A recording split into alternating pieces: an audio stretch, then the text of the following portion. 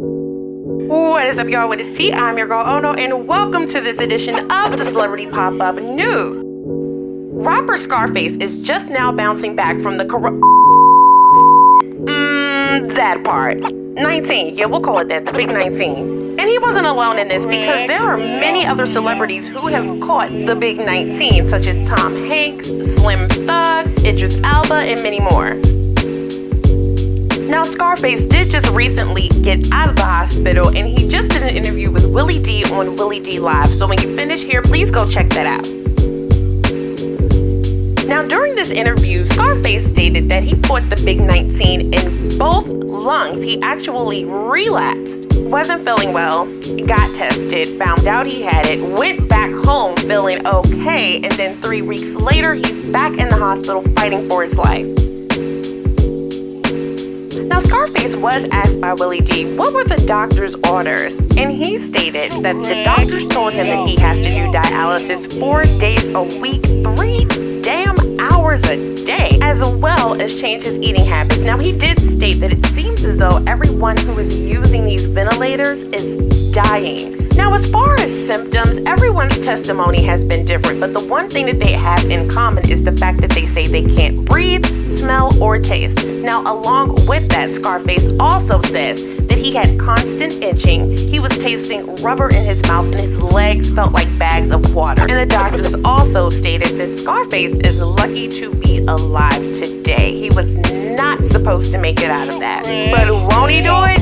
Won't he do it? Somebody was praying for him. Look at God. And he made one of the most simple, humble remarks and responses that I've heard thus far. He said that being that close to death makes him so very grateful to be alive today. Now, Willy D really did ask him some really great questions in this interview, but one of the ones that stood out to me was he asked Scarface how he felt about Atlanta reopening and getting back into the swing of things, and he said it's fucking stupid.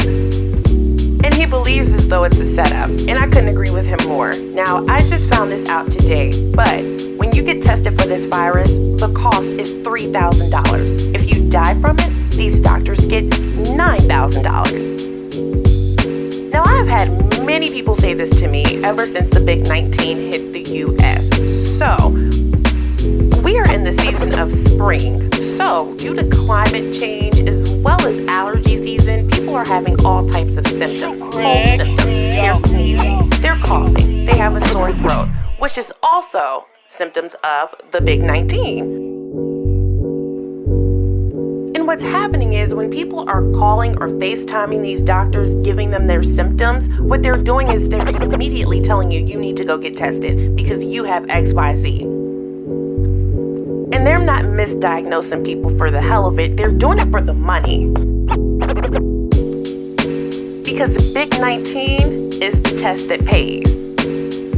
Now, before I get out of here, I'm going to drop some gems. Comedian and radio personality Rickey Smiley was speaking the other day, and he said some really interesting facts that I would love for y'all to hear and take heed to. Listen to this. I don't tell nobody what to do. You do what you want to do. Is your life.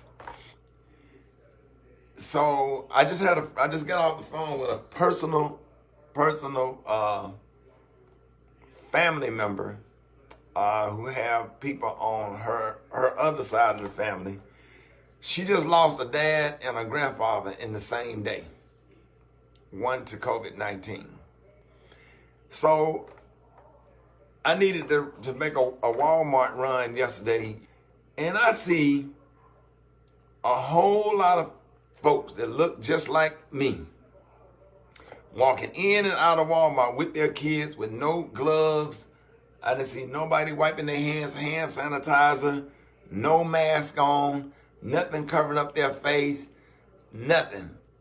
If you don't have the discipline to get yourself somewhere and sit down, if you have everything that you need, stay in the house, you're alone.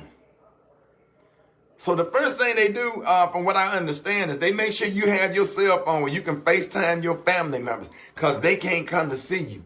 So why go to Walmart or to the beach or to the party, a party, or go out somewhere and take that risk? Why? You get that COVID-19, before you take your ass to that emergency room, you might as well go ahead and FaceTime and pull up to your mama house and wave at her in the window and your auntie and your cousins or whatever and tell everybody you love them just in case you don't make them. Because once you get in that emergency room, and if you don't survive that, ain't no family member sitting around you. Ain't nobody able to come to the hospital to see about you. Ain't no hospital visitation to bring flowers and whatever you want to bring up to the hospital. Nothing. Nothing. Absolutely nothing. You die alone if you die. And that's the bottom line, y'all. That's the line. A lot of people are awarded the privilege to have their loved ones around when they are dying and going through the by and by. But you'll have nobody there.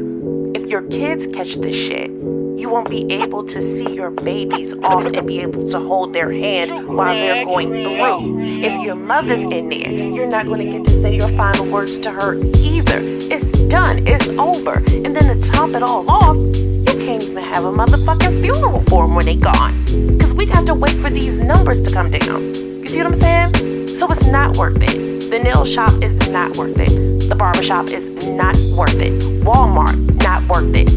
Target, not worth it. The D, not worth it. The P, not worth it. Stay your ass at home. Do me a favor, down in the comment section, let us know what type of precautions that you are taking to protect yourself and preserve your life.